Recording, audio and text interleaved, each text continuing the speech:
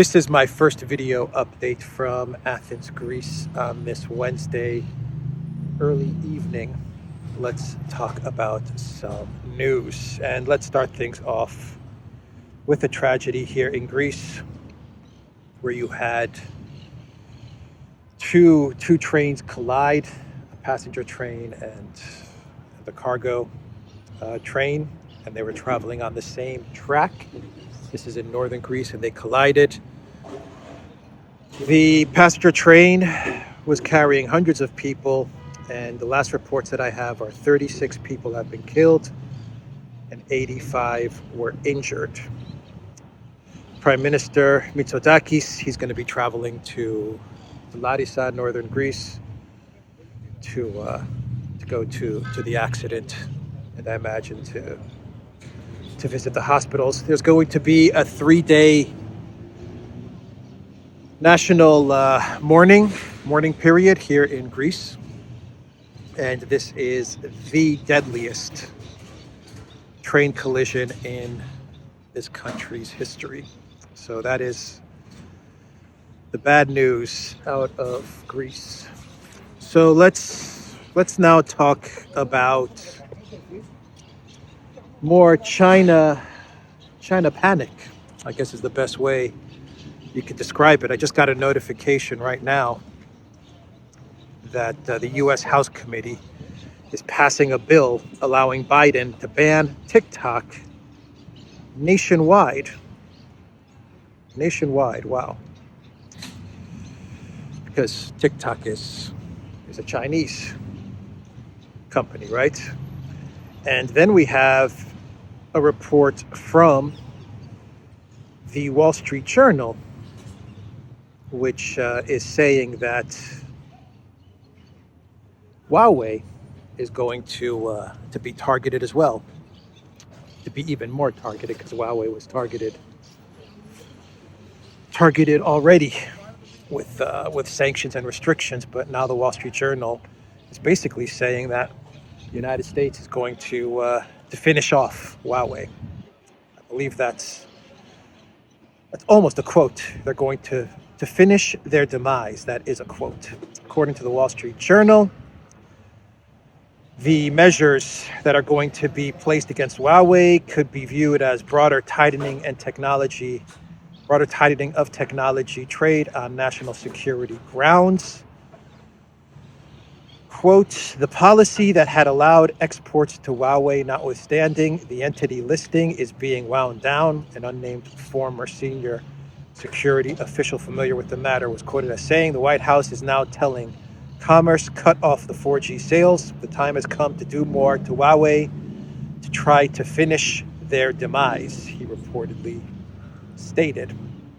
Huawei has been subjected to American export restrictions on items for 5G and other technologies for several years, but the U.S.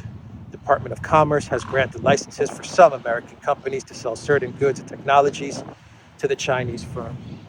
So I imagine these licenses and exceptions are going to be wound down, and the U.S. is ramping up the pressure on China. They're going after Huawei. They're going after TikTok.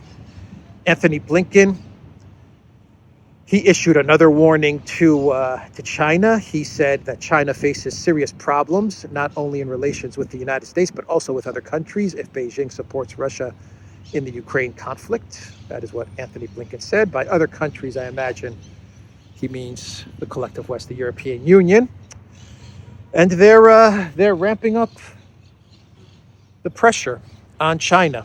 China is on the sanctions conflict escalator with the United States. And Blinken, he was in Kazakhstan, and he told Kazakhstan that the United States would provide protection for Kazakhstan because Russia was a threat to the country. And Blinken was in Central Asia, and he met with officials in Kazakhstan, in Kyrgyzstan, Turkmenistan, I believe Uzbekistan, and basically his offer to those countries was aligned with the United States and will protect you from Russia.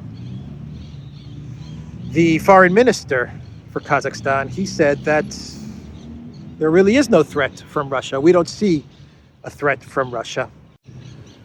At the moment, we do not see and do not feel any threats from the Russian Federation, Foreign Minister Tiluberti said, responding to a question from an American journalist. So yeah, Blinken is running around trying to get countries to turn on Russia. He is sending out on a daily basis warnings to China.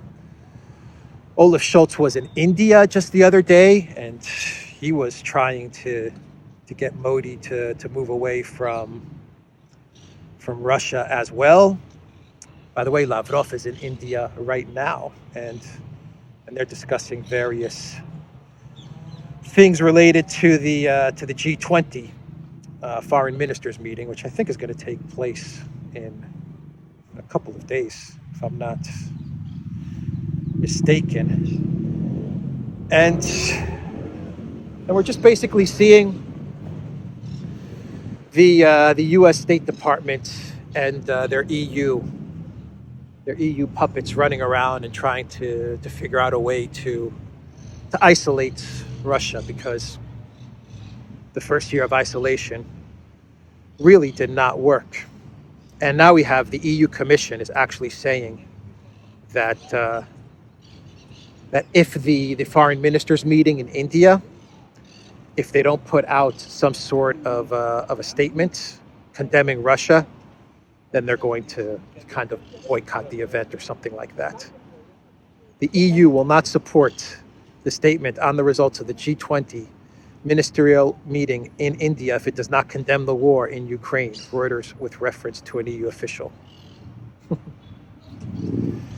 Yeah, they are getting very, very desperate. The EU Commission wants to drastically boost ammunition production. This is according to Der Spiegel.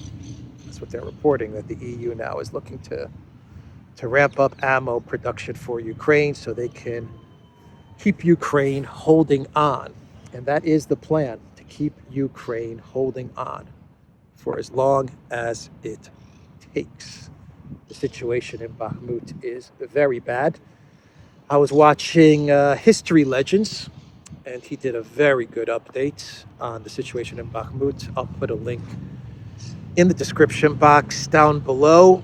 And he covered all angles, north, south, east, and the pincers that are moving to close. And pretty much you're looking at a couple of 100 meters from the east of Wagner fully entering the city. From the east, you're looking at 500 meters of Wagner from, I believe, the north, and cutting off routes into the city there. And from the south, you're looking at something like 1,000 meters. I mean, just, you're talking, 10, 15, 20-minute walks. These are the types of distances that we're talking about before you have some sort of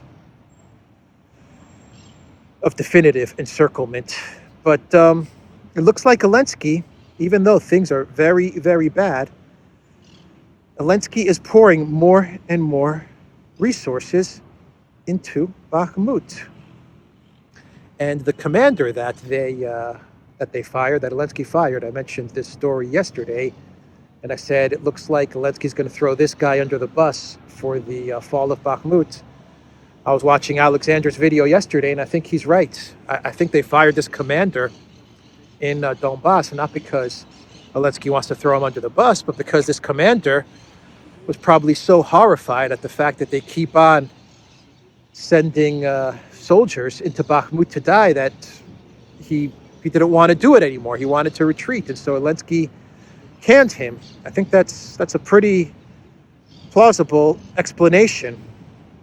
The commander of the ground forces of Ukraine, Sirsky, decided to send additional units to Bakhmut, said Deputy Defense Minister Anya Malyar.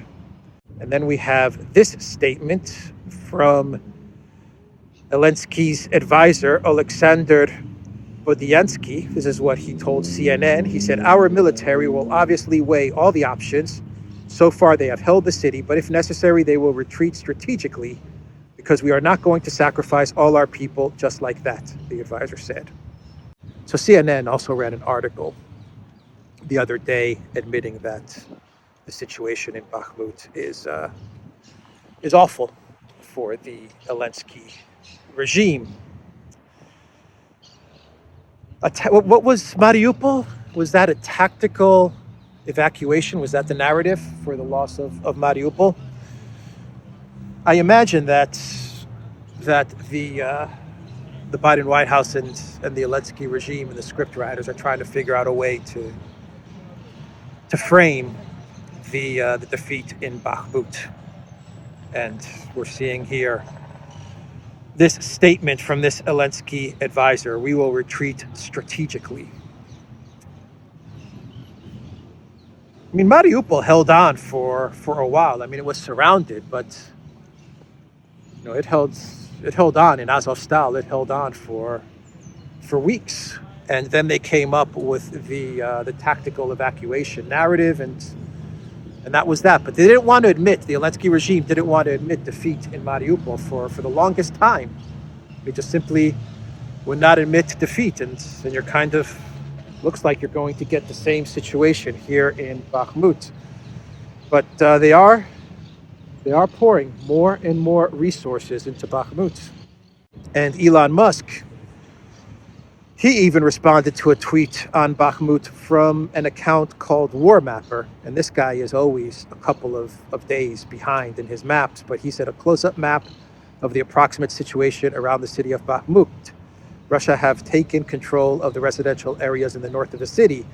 And then Elon Musk tweeted, almost surrounded.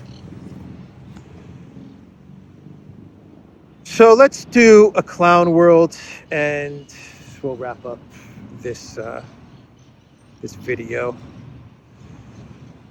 So MSNBC, they sent the journalist Keir Simons to Crimea, and this guy's task was to go to Crimea and ask people's question, kind of a man on the street thing, and he was going to ask people questions and look for residents in Crimea to curse Russia, to curse Putin, and to say how much they wanted to go back to Ukraine and how much they love Zelensky. And he got none of that. He actually got the exact reverse. Everyone that he interviewed, they pretty much said that they're Russian. Crimea is Russia, always has been Russia. And the young men that he would interview, they were like, if we have to fight, we're going to fight. And if we don't fight, then it's going to be, if we don't fight and win, then it's going to be our destruction. NATO is going to destroy us. So this MSNBC journalist did not get the result he was hoping for.